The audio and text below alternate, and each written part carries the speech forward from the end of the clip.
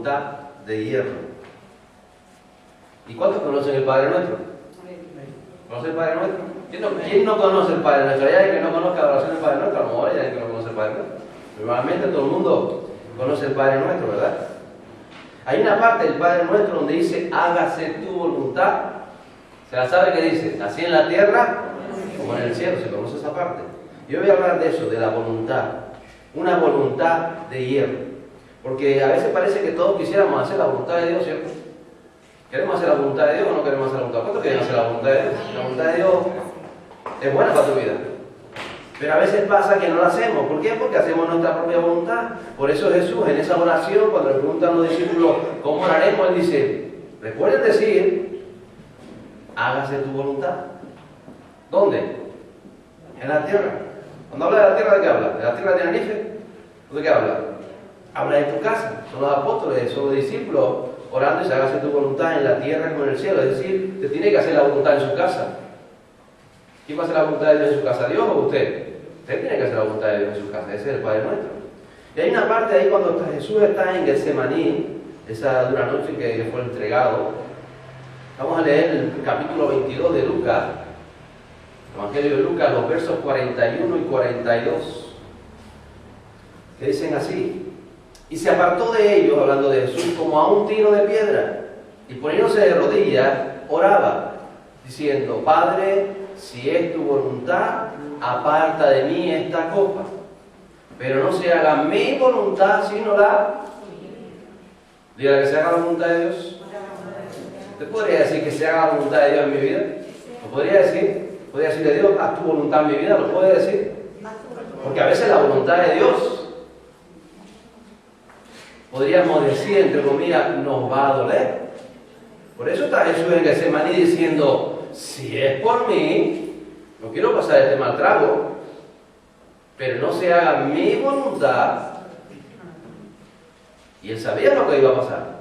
No solamente estoy hablando de los latigazos, de la tortura, de la traición, de los escupitajos en la cara de Jesús, sino toda esa carga espiritual que al beber esa copa, como dice, iba a venir sobre Jesús, la maldición del pecado, el justo que fuera contado como pecador, el maldito en la cruz, todo lo que es la connotación espiritual. ¿Por qué nos vino a rescatar, cierto? Él vivió ese infierno para que nosotros no vivamos los infiernos, ni en el más allá, ni aquí tampoco, por eso los vive Él. Entonces, yo quisiera hablar de esa voluntad de hierro que tenía Jesús, y primero quisiera definir qué es la palabra voluntad. Y hay tres definiciones que encontré yo de la palabra voluntad, los diferentes diccionarios. La primera dice, es la potestad de realizar acciones. Eso es la voluntad. Potestad es decir, el poder que tú tienes para realizar acciones. Segundo significado, dice, una propiedad de la personalidad que apela a una especie de fuerza interior para desarrollar una acción de acuerdo con un resultado esperado. Y aquí habla de la personalidad, que tiene que ver con la voluntad. Dice, la voluntad implica generalmente la esperanza de una recompensa futura, ya que la persona se esfuerza, y habla aquí de esfuerzo, para reaccionar ante una tendencia actual en pos de un beneficio mejor, ¿cierto? ¿Cuántos van a trabajar? Han tenido la voluntad de ir a trabajar, ¿no? O ustedes van a trabajar contentos y felices, que bien, voy a trabajar, me levanto a las 4 de la mañana y salgo corriendo a trabajar, emocionados porque no ve la hora de llegar al trabajo. O usted dice, yo hoy no siento de ir a trabajar, no siento. Miren, yo no, porque no siento de ir a trabajar hoy. Está todo por voluntad, ¿no? ¿Cierto? Pues aquí lo dice claramente. Es el resultado de un desarrollo de una fuerza interior que te motiva por la responsabilidad, por el beneficio mejor que al final del mes, cuando ves la nómina ingresadita, entonces vas a trabajar. O sea, voluntad, en realidad hacemos voluntad todos los días. Y la tercera simbología o significado que le dan también a esa palabra voluntad, dice capacidad humana para decidir con libertad lo que se desea hacer y hacerlo. Porque tú puedes tener deseos de pintar la habitación, pero en tu voluntad dices, ay, yo tengo deseos de pintarla, no la voy a pintar. Entonces no es el deseo, sino el deseo con la acción, lo que hace y forma la voluntad. Y el ser humano es complejo, si no mira el que tiene a su lado, ¿a qué es complejo? Míralo. Es raro, ¿no? No se parece nada con usted, gracias a Dios. Somos complejos. Experimentamos adentro tantas cosas, estados de ánimo, cambios de pensamiento, sensaciones, experiencias que nos marcan de una forma diferente por completo y personal a cada uno. Las experiencias, aunque sean las mismas que vive usted y vive el que tiene a su lado, las experimenta o las vive diferentes. A veces ante una misma experiencia, como una crisis, por ejemplo, en cualquier escala social, una crisis, uno ve la crisis como la oportunidad de superarse, la oportunidad de salir adelante, para decir, bueno, yo estaba haciendo esto, de pronto esto se rompió, hay una crisis, hay un cataclismo, y uno se pone a pensar, oye, pues es la oportunidad, pues si no iba a seguir así toda la vida, pero gracias a esta crisis tengo la oportunidad de hacer otra cosa, de salir adelante en aquello o en lo otro, una oportunidad. Pero hay otras personas que ante esa misma crisis, una crisis, se deprimen, se desaniman, se hunden, no levantan cabeza. ¿Cuál es la diferencia? ¿Dónde está la diferencia? ¿Dentro? ¿En el interior? En la voluntad que tú tomas para decir, esto voy a sacarlo yo adelante, yo voy a seguir adelante con esto, con lo otro, o la voluntad que tengas para decir, no, una crisis. Ay, la culpa es de Pepito de los Palotes, de la crisis. Siempre la culpa de alguien, ¿no? Porque a veces es nuestra, según nosotros, también tiene que ver con la voluntad. Todos somos diferentes, pero ¿saben? Dice Hebreos capítulo 13, que Jesucristo es el mismo ayer, hoy y por los siglos. ¿Lo sabía? Dios está a su lado, Él es el mismo, Jesucristo es el mismo ayer, hoy y por los siglos. Usted y yo somos diferentes, usted y yo pensamos una cosa, mañana podemos pensar otra, usted y yo cambiamos tantas cosas, pero Jesucristo es el mismo ayer, hoy y por los siglos. A veces la forma en que la humanidad ve a Dios es diferente a lo largo de los siglos. En el siglo I, en el siglo III, en el siglo XX no vemos la humanidad no ve a Dios de la misma manera. Ni siquiera en el siglo en que estamos todos lo vemos igual.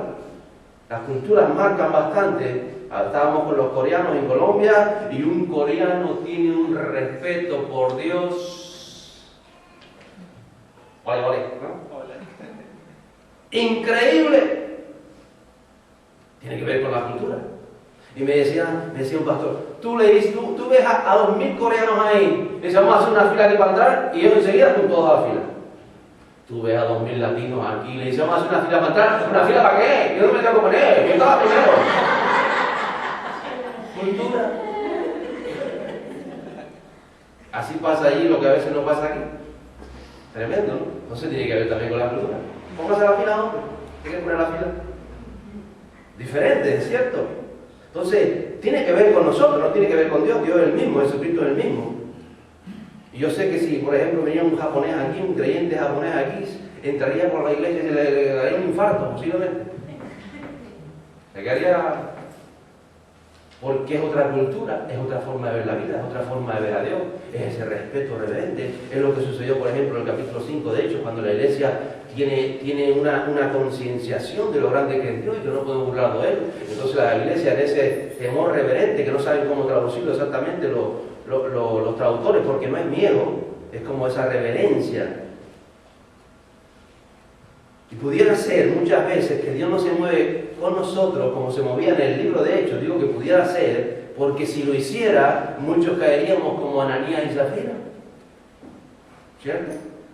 Somos a veces tan irrespetuosos con Dios y somos... Dios, sí, que hay piruli, pero...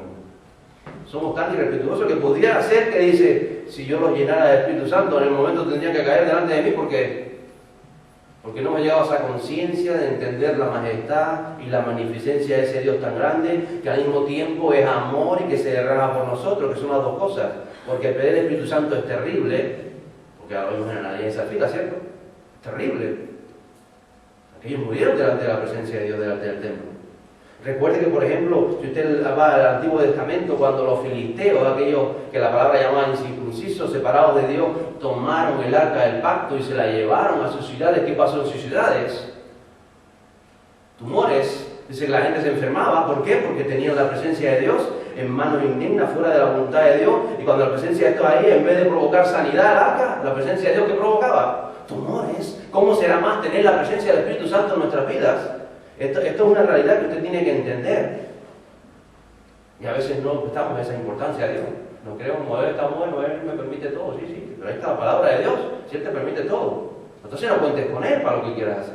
Si quieres contar con Él, tienes que contar con Él conforme lo que Él te va marcando. Y Él lo va enseñando, porque nadie lo ha aprendido. ¿Usted no se ha aprendido?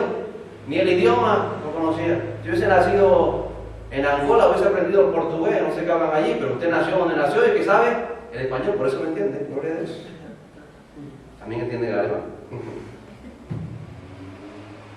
Y todo esto creo que tiene que ver con eso, con nuestra voluntad.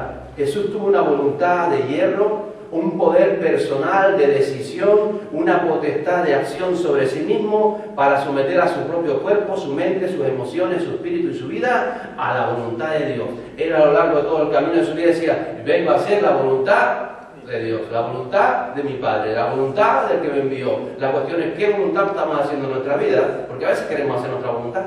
Nos gusta nuestra voluntad. ¿A quién no le gusta su propia voluntad? ¿A quién no le gusta? Nos gusta. Pero hay que aprender eso, hay que tener nuestra voluntad sujeta a la voluntad de Dios. Dice que este día, esta noche, Jesús dijo, pero no se haga mi voluntad, sino la tuya. Ya les digo, Jesús no quería atravesar lo que llevaría toda aquella noche, las siguientes horas, no lo quería atravesar. Y la voluntad humana, la que Dios puso en su interior y en mi interior, está diseñada por Dios para vencernos a nosotros mismos. Alguien nos puede decir, no, es que yo... No, usted tiene el poder de Dios para someter su propia voluntad a la voluntad de Dios. Si no lo hace, porque usted no quiere. Porque Dios le va a ayudar. Cuando usted da el paso y no llega, viene el Espíritu Santo y lo ayuda. Y yo le voy a poner un ejemplo con esto de la voluntad, porque es que la voluntad es lo que marca la diferencia muchas veces entre uno y otro, ¿no? Cuando usted se enamora, ¿cuándo se han enamorado? Y empiezan a ver mariposas. A lo mejor es un lagarto que cayó del cielo, pero usted ve una mariposa. ¿Por qué? Yo no sé quién se enamora más, los hombres o las mujeres. Yo creo que nos enamoramos igual porque todos flipamos en colores. Puede pasar cualquier cosa, tú puedes estar el teide corriendo lava por ahí, que ella a lo mejor iba allá para Icó y tú estás en los Realejos y pasa la lava y tú vas a hacer lo imposible por atravesar la lava para llegar a donde está tu amada, ¿cierto? ¿Por qué? Porque estás enamorado. ¿Alguna vez estamos enamorados? Gloria a Dios, ¿saben lo que es estar enamorado? Las hormonas se disparan. Dice que hay una parte científicamente probada en el cerebro, una parte que tiene que ver con la felicidad, que se activa. No importa si te cae un martillo y te machacas un dedo y tú dices, mi amor, cuánto te quiero. ¿Estás enamorado? ¿O no? No tenga prisa por experimentarlo. No lo has experimentado. No tenga prisa. Y ahí está, ese enamorarse, ¿no? Pero de pronto tú estás enamorado, tú estás flipando en colores, mandando mensajitos a las 4 de la mañana. ¿Cómo estás? Buenas noches, noche buena. Yo conocí un enamorado que se pegaba 2 horas hablando y no se decía nada. ¿Cómo estás, mi amor? Yo bien, ¿tú cómo estás? ¿Cómo estás? ¿Y qué tal? Bien. Ay, esto se corta, y se corta, y se corta. Ay, ¿cómo dijiste? Estoy bien.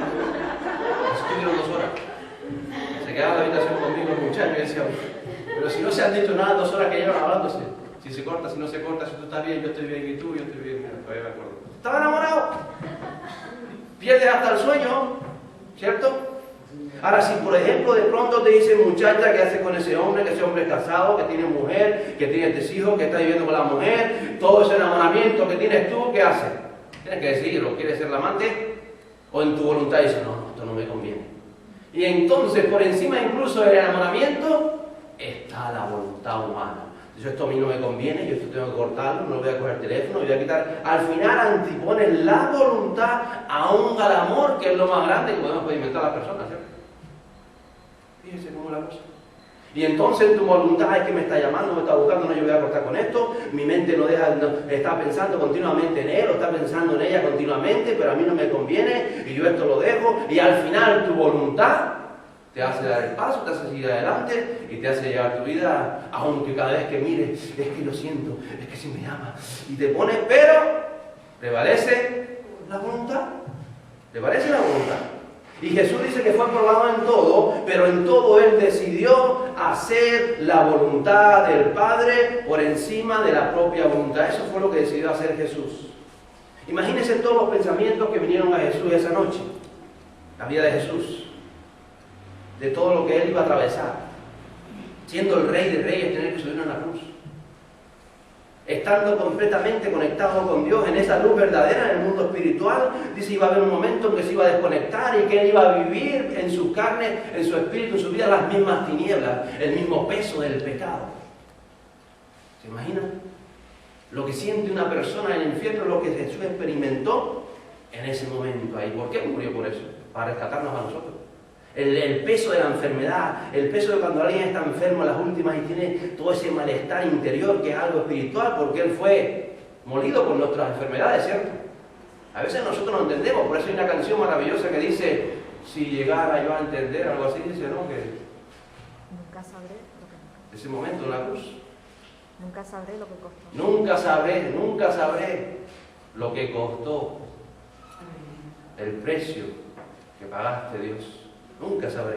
Y a veces no somos realmente conscientes de todas estas cosas alrededor. Entonces a veces vienen también, ¿cuántas veces vienen esos pensamientos de desánimo, de frustración a su vida, o pensamientos de envidia, de baja autoestima, de negatividad, de celos, de sexualidad ilícita, de tristeza, de nostalgia enfermiza y todos esos pensamientos que vienen a nuestra mente? Jesús tuvo que luchar también con pensamientos difíciles. Dice Jesús que era una copa amarga. Y Él bastaba una palabra para que aquello acabara, porque encima era Jesús. Él hubiese dicho, ángeles, dice que legiones tenía a su disposición.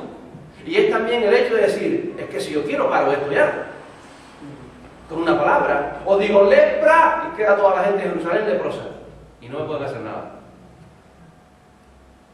Eso es otra. Porque nosotros a veces pasamos situaciones difíciles, pero bueno, las estamos pasando. No podemos hacer nada, está pasando lo que está pasando. Pero la cuestión es que tú pudieras salir de esa situación, tuvieras la potestad para hacerlo, en tu voluntad, pero le digas, no, pero yo quiero hacer la voluntad del Padre, la voluntad de Dios, la voluntad de Él. Eso es someter por completo tu voluntad a la voluntad de Dios. Y entonces Jesús tuvo esa voluntad de hierro que puse yo en el título, era su voluntad, era su deseo, era la acción, era la potestad personal, su esfuerzo de hacer la voluntad del Padre. Porque hacer la voluntad del Padre, diga que está a tu lado, no es fácil. No es fácil. Pero es que yo si soy cristiano quiero que sea fácil, pues se equivocó de cristianismo. Váyase a otro sitio. Váyase a una religión. Las religiones te lo ponen las cosas fáciles. A veces.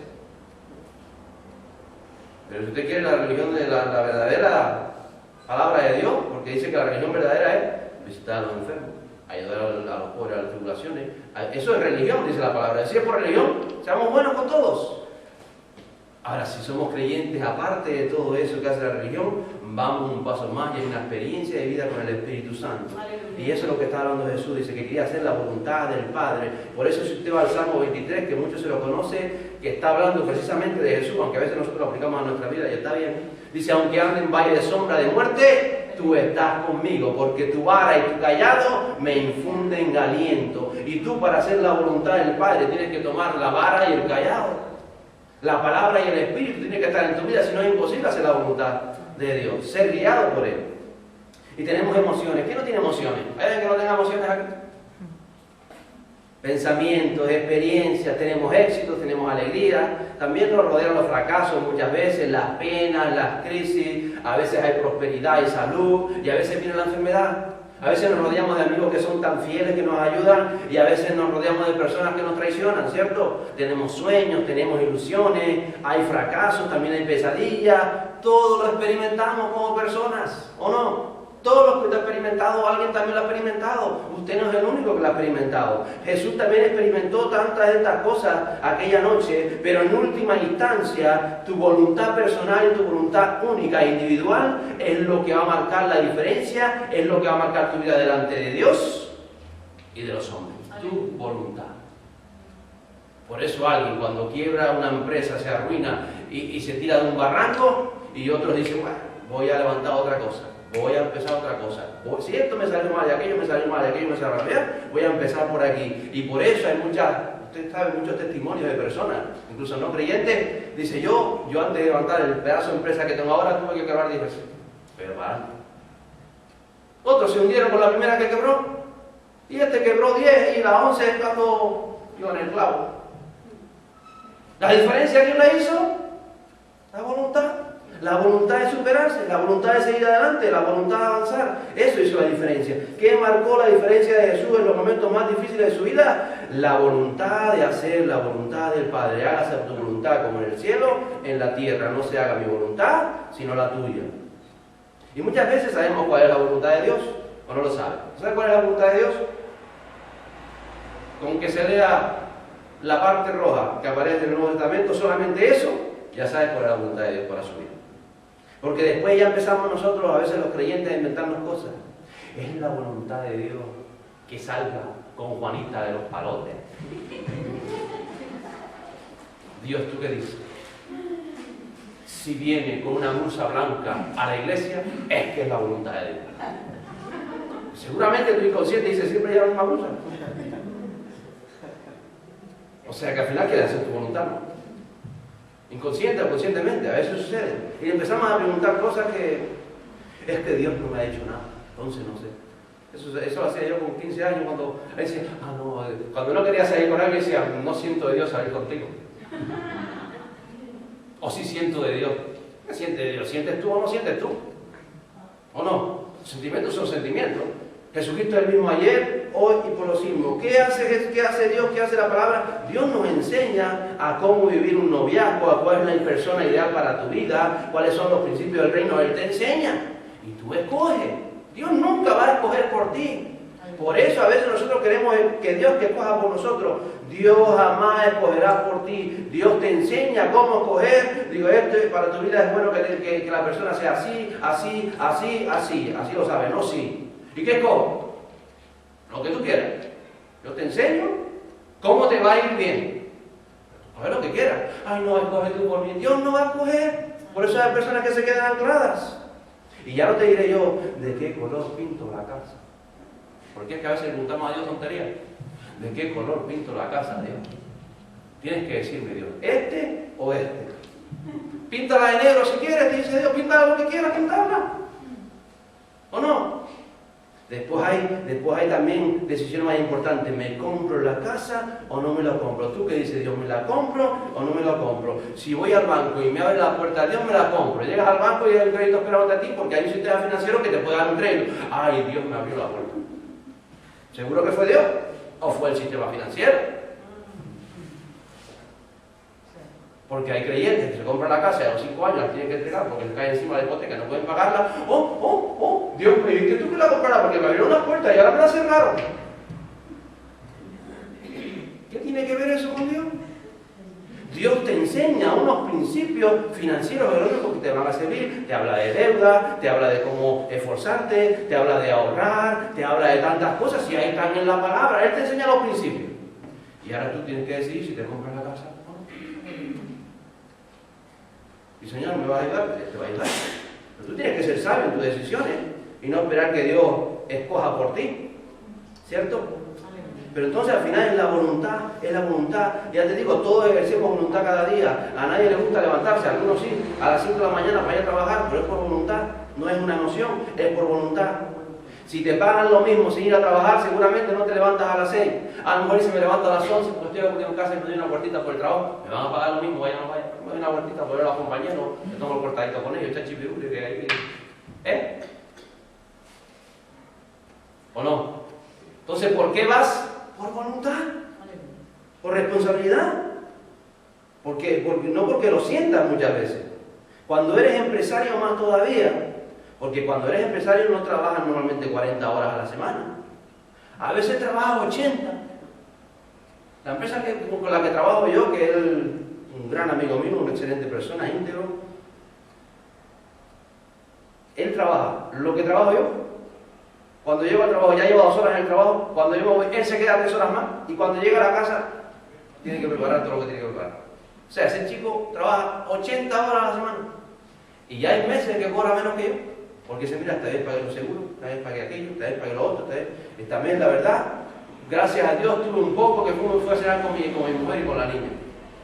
Y a veces no cobra, pero ha trabajado sus 80 horas. ¿Por qué? Porque hay una voluntad de hierro en él de comenzar esa empresa que acaba de comenzar, de sacarla adelante, y él sabe que ahora, si tiene que trabajar 80 horas, no va a estar cansado, no va a estar eso, lo va a hacer por voluntad, porque hay algo en su mente que lo mueve, esa fuerza interior que espera recibir un fruto y que lo mueve a hacer las cosas adelante. Porque yo a veces me quedo flipado, porque él está antes buscando lo que tiene que buscar, él llega, él se pasa ahí, está con el camión, por un lado, para otro, para arriba, para acá, él termina, él tiene que ir a ver el piso más barato, lo otro, para esto, después tiene que visitar a un cliente, pasar un presupuesto, llega a su casa, abre el ordenador, diálogo 3D, un programa 3D para ver cómo va a quedar la obra, para presentar el presupuesto, para llevarla 80 horas.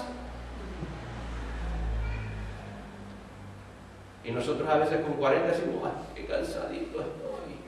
¡Ay, cómo me duele aquí!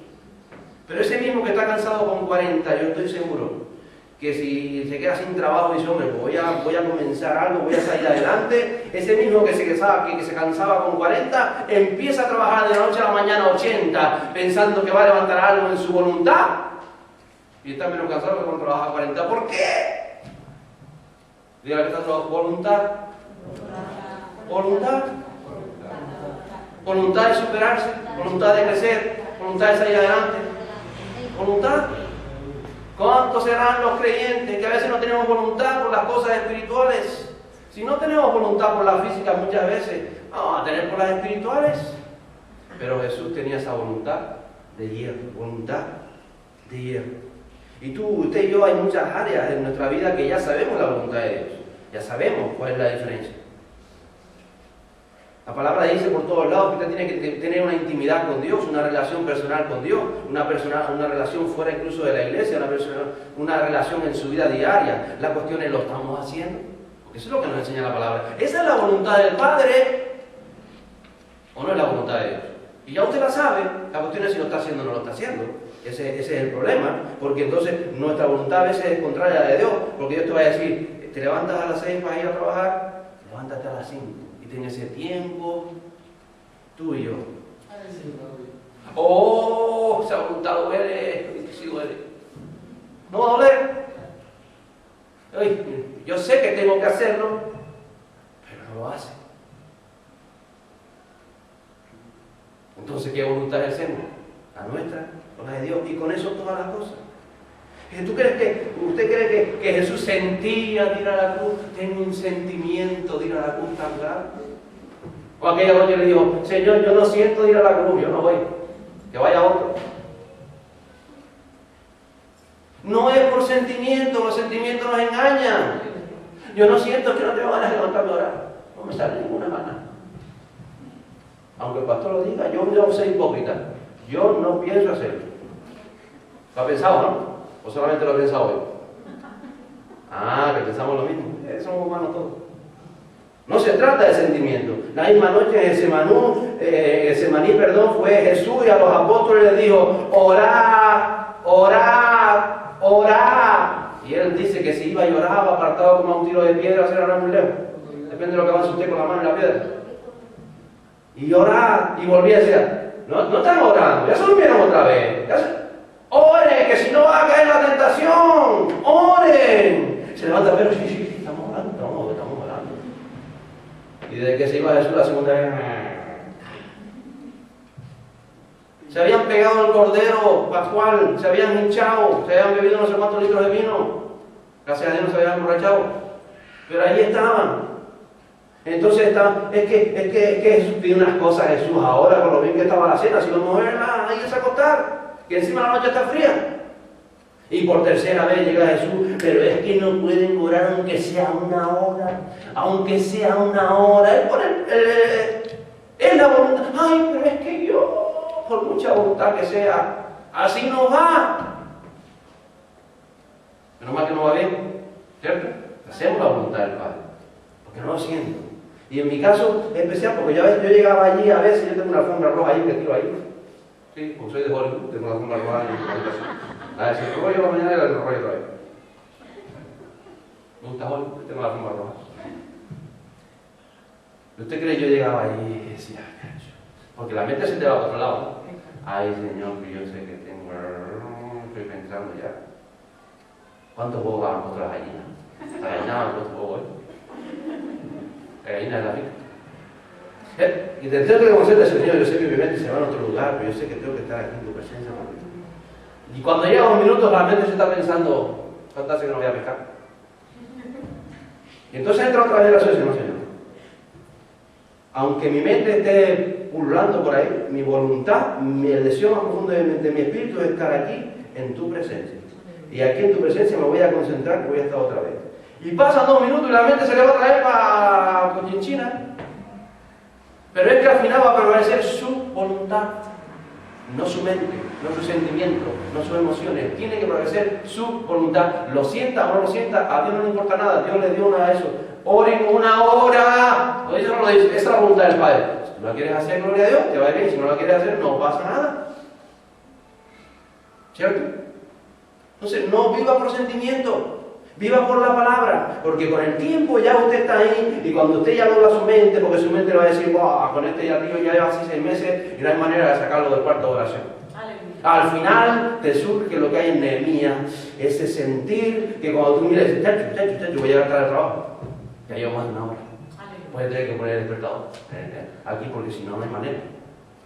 ¿Por qué? Porque todo se cultiva, todo se aprende, hacer la voluntad de Dios no es fácil, pero usted tiene que doblegar todas las cosas y es voluntad. En el fondo al final es voluntad personal. Por eso unos consiguen llegar tan lejos y otros no llegan a ningún sitio. Y en la palabra de Dios habla de eso, en un momento habla de atletas. ¿Recuerdas cuando habla del atleta? ¿Qué hace el atleta?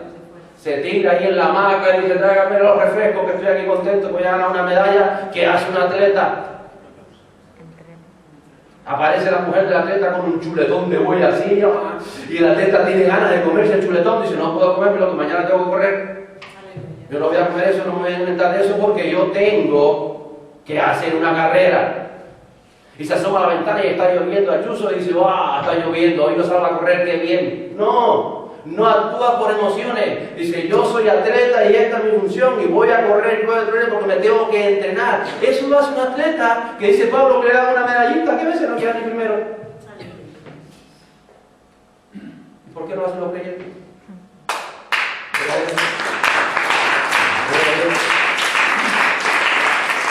¿Por qué lo hace el atleta? Porque tiene una voluntad firme.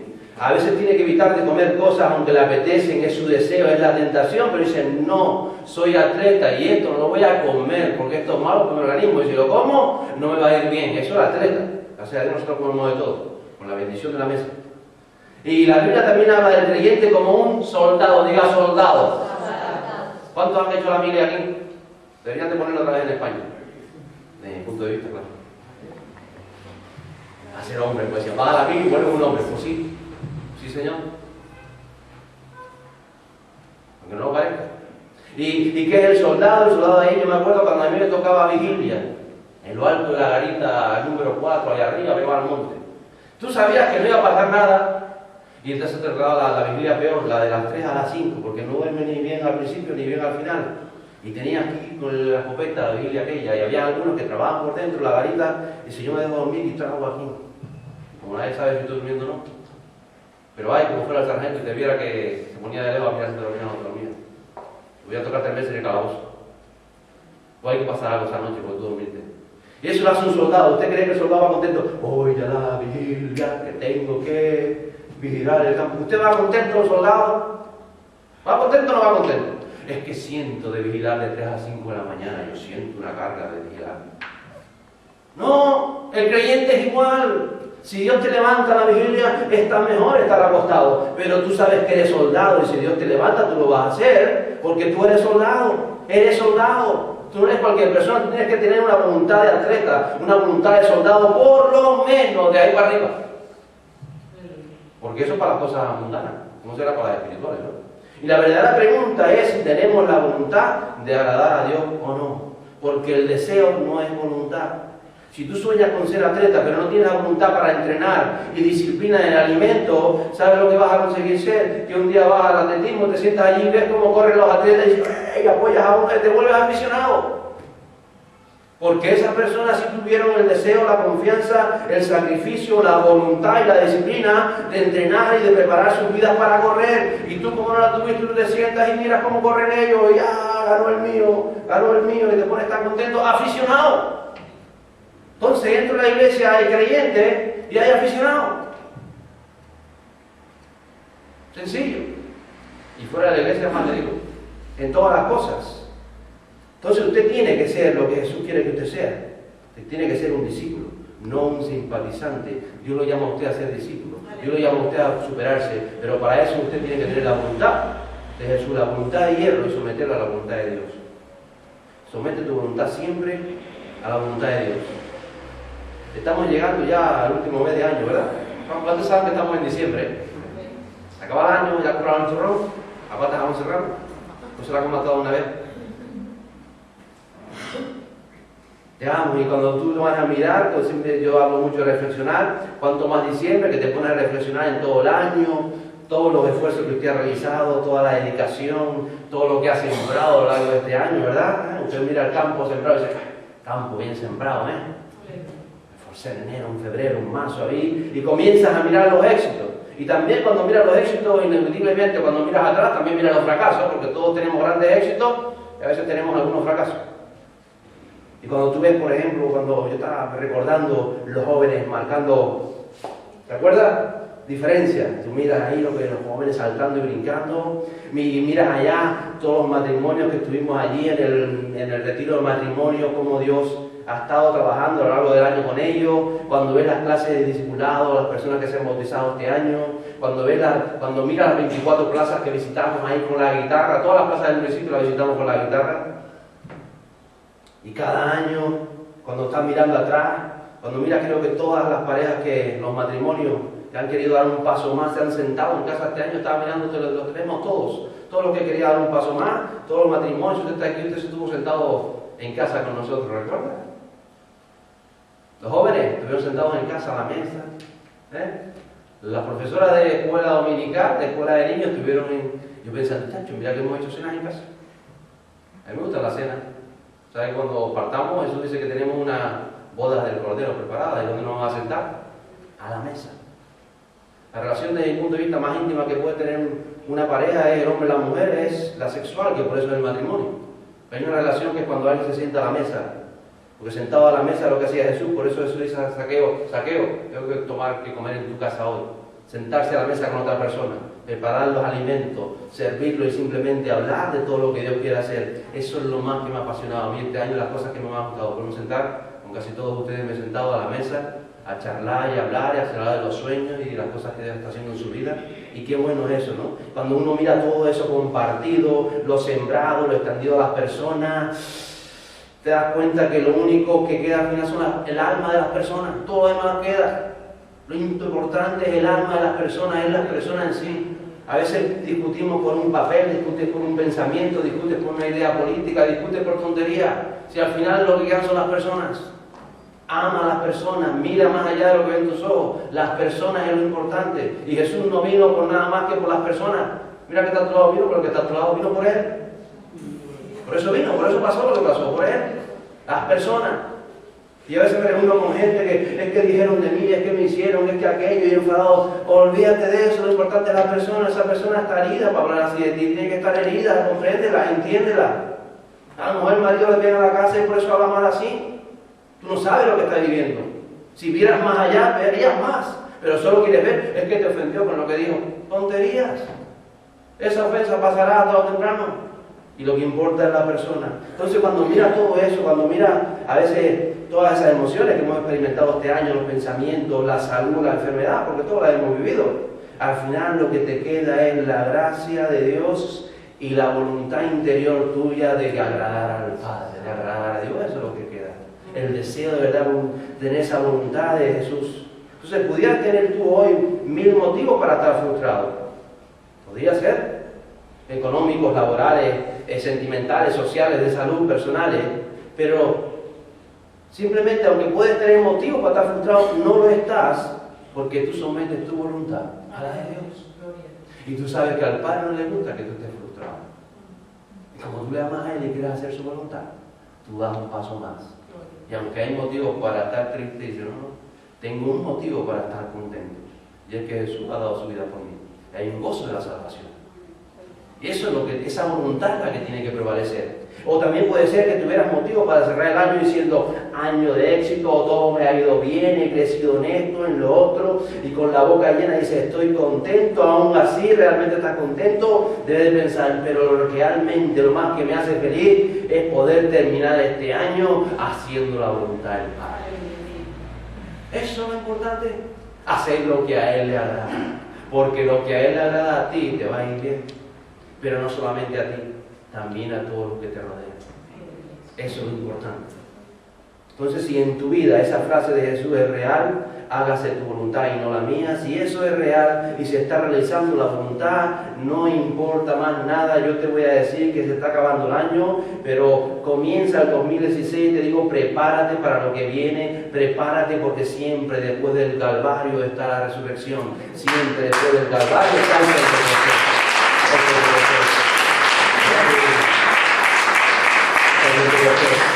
Siempre está en todas las áreas de tu vida, y tú has sido llamado y tú has sido, Jesús ha sido enviado para que tú vivas el libro de Hechos. Y solo depende de tu voluntad, de que tú hagas la voluntad del Padre, porque ya el Padre hizo su voluntad en Jesús para nosotros. Así que nos vamos a poner en pie.